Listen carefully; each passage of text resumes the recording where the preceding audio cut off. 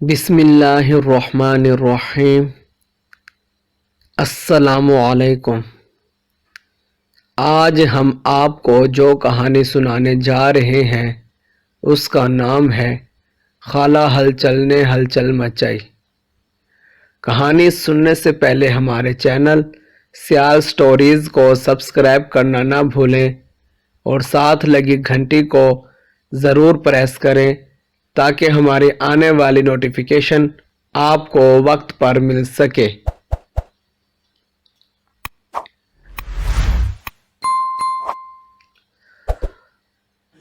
ہم آپ کو اپنے چینل سیال سٹوریز میں خوش آمدید کہتے ہیں۔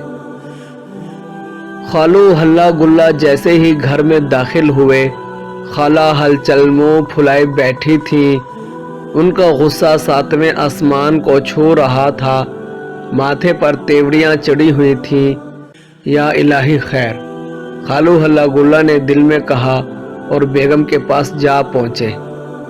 خیر تو ہے بیگم، یہ منہ کے زاویے کیوں بگڑے ہوئے ہیں؟ میں نے تو دور دور تک سوچ کے دیکھ لیا ہے، مجھ سے تو کوئی غلطی نہیں ہوئی۔ خالو ہلا گلا ابھی مزید کچھ کہنے ہی والے تھے کہ خالہ ہلچل زور سے پھٹ پڑی۔ ان کے پھٹنے سے گھر کے سامان کے ساتھ ساتھ خالو ہلا گلا بھی اچھل کر دور جا گرے۔ بیگم بتاؤ تو صحیح ہوا کیا ہے؟ خالو ہلا گلا رونے والے انداز میں ٹانگوں کو مسلتے ہوئے بولے۔ یہ پوچھو کیا نہیں ہوا ہے؟ ارے یہ سب دیکھنے سے پہلے میں مر کیوں نہ گئی؟ اتنا کچھ ہو گیا، مجھے پتہ بھی نہیں چلا، بلکہ مجھے تو ہوا تک نہ لگنے دی۔ خالہ ہلچل غصے سے بولی۔ اب منہ سے کچھ پھوٹو گی بھی یا یوں ہی شور شرابہ کرتی رہو گی؟ خالو ہلا گلا نہ سمجھنے والے انداز میں بڑبڑائے۔ یہ کیا ہے؟ خالہ ہلچل نے ماہنامہ آنا جانا کے کچھ شمارے خالو ہلا گلا کے آگے کر دیے۔ خالو ہلا گلا نے ایک نظر ماہنامہ آنا جانا کے شماروں پر ڈالی اور پھر مسکراتے ہوئے بولے، اس میں ہمارے کرداروں پر لکھی گئی مزاحیہ تحریریں ہیں جو ہر ماہ شائع ہوتی ہیں، جسے لوگ پڑھ کر ہنستے ہیں۔ تو ہر دفعہ عنوان پر آپ کا نام کیوں آتا ہے اور مرکزی کردار آپ کو کیوں بنایا جاتا ہے؟ مگر اب سن لیجئے، اس دفعہ کہانی میں مرکزی کردار میرا ہونا چاہیے اور عنوان پر بھی میرا نام ہو۔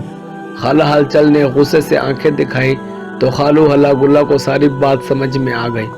ان کو پتہ چل گیا کہ بیگم صاحبہ کیوں غصے سے بھری بیٹھی ہیں۔ پہلے تو خالو ہلا گلا کا منہ کھلا، پھر خالہ ہلچل کی طرح ان کے منہ کے زاویے بگڑے، پھر خود بگڑ کر بولے، کیوں بھائی، تمہیں کیا اعتراض ہے؟ لکھاری جو مرضی کرے وہ ہر بات کا حق رکھتا ہے۔ ہاں مجھے اعتراض ہے۔ کیا میں لکھاری کو نظر نہیں آتی؟ ہر وقت ہر کہانی میں آپ کو مرکزی کردار بناتا ہے، عنوان پر بھی آپ کا نام لکھتا ہے۔ دیکھو ہر شمارے میں آپ کے نام پر کہانی شائع ہوئی۔ خالو ہلا گلا گئے سالگرہ میں، خالو ہلا گلا بھاگے، خالو ہلا گلا کا چائے خانہ۔ یہ بتاؤ، تمہیں چائے خانہ کھولنے کا مشورہ کس نے دیا تھا؟ تمہیں چائے بنانے کا طریقہ کس نے سکھایا؟ اور اس دن تھانے دار کے بیٹے کی سالگرہ میں تم اکیلے گئے تھے کیا؟ میں نہیں گئی تھی تمہارے ساتھ سالگرہ میں، لکھاری کو صرف تم نظر آتے ہو۔ خالہ ہلچل بھی بگڑ گئی۔ اچھا ٹھیک ہے، یوں نہ بگڑو، ہماری کہانیاں طنز و مزاح پر ہوتی ہیں تو کچھ مزاحیہ کر کے دکھاؤ، ورنہ قارئین بھی بور ہو جائیں گے، کہیں گے کس ہلچل ماڑی سے پالا پڑ گیا ہے۔ خالو ہلا گلا نے کہا، ماڑے ہو گئے تم، بس میں نے بھی ٹھان لی ہے، اس دفعہ کہانی کا مرکزی کردار میں بنوں گی اور عنوان بھی میرے نام سے ہوگا۔ خالہ ہلچل نے آنکھیں دکھائیں۔ تھانے دارنی اس وقت تھانے دار کو تھانے میں کھانا دینے جا رہی تھی۔ کھانے کی پوٹلی اس نے ہاتھ میں پکڑ رکھی تھی۔ جیسے ہی وہ خالو ہلا گلا کے گھر کے آگے سے گزری تو اس کے کان کھڑے ہو گئے۔ ان کی لڑائی سن کر اندر چلی آئی۔ پہلے تو آنکھیں پھاڑ پھاڑ کر بھوکے ندیدوں کی طرح دونوں کی حرکتیں دیکھتی رہی، پھر بولی، خالہ ہلچل اور خالو ہلا گلا کیا ہو گیا ہے؟ کیوں شور مچا رکھا ہے؟ پورے محلے میں تمہارے شور کی آوازیں گونج رہی ہیں۔ تھانے دار صاحب نے مجھے فون کیا ہے کہ جا کر ان کی لڑائی ختم کرواؤ، ملزم سے تفتیش کرتے ہوئے دقت ہو رہی ہے۔ اچھا تو سیدھی طرح یوں کہو نا کہ انہوں نے تمہیں ہماری تفتیش کے لیے بھیجا ہے۔ اب ضروری تو نہیں کہ تم ملزم کا بہانہ بناؤ، جاؤ اپنا کام کرو۔ ہر وقت منہ لٹکا کے چلی آتی ہو؟ خالہ ہلچل نے ناک بھون چرا کر کہا۔ خدا کا نام لو ہلچل، تھانے دارنی نے کہا، منہ لٹکا کر رکھا ہوا ہے، البتہ ہاتھ میں کھانے کی پوٹلی ضرور لٹکی ہوئی ہے۔ خالو ہلا گلا بولے، تم چپ رہو۔ انہوں نے خالو ہلا گلا کو ڈانٹا، پھر تھانے دار سے مخاطب ہوئی، جاؤ تھانے دار صاحب کو کھانا دے آؤ، بیچارے بھوک سے بل بلا رہے ہوں گے، اپنے میاں کی فکر نہیں، دوسروں کے گھروں میں تانگ جھانک کرنے آ جاتی ہو۔ تھانے دانی تل ملا گئی اور غصے سے پیر پٹکتے ہوئے باہر چلی گئی۔ اس کے بعد انہوں نے خالو ہلا گلا کو بھی گھر سے باہر نکال کر دروازہ اندر سے بند کر دیا۔ خالو ہلا گلا لاکھ چیختے رہے، اپنی صفائیاں دیتے رہے، منتیں سماجتیں کرتے رہے کہ اس میں میرا کوئی قصور نہیں، لکھنے والا جو مرضی کرے، مگر خالہ ہلچل نے خوب ہلچل مچائی ہوئی تھی۔ خالو ہلا گلا دروازہ بجاتے رہے مگر خالہ ہلچل نے بالکل دروازہ نہ کھولا۔ مولوی بشیر گھر میں نوافل پڑھ رہا تھا جو اس نے منت کے لیے مانگے ہوئے تھے۔ خالو ہلا گلا کے مسلسل دروازہ بجانے سے وہ رکعتوں کی تعداد بھول گیا، جلدی سے سلام پھیرا اور غصے سے بڑبڑاتے ہوئے باہر نکلا اور خالو ہلا گلا پر برس پڑا۔ خالو ہلا گلا، شرم کرو، کچھ تو خیال کر لو، بیگم کے غصے کا بدلہ پورے محلے سے کیوں لے رہے ہو؟ خود تو نماز پڑھتے نہیں، دوسروں کی عبادات میں خلل ڈالتے ہو۔ خالو ہلا گلا نے یہ سنا تو شرم کے مارے دروازہ بجانا بند کر دیا۔ مولوی بشیر نے گھر آ کر سکون سے نوافل ادا کیے۔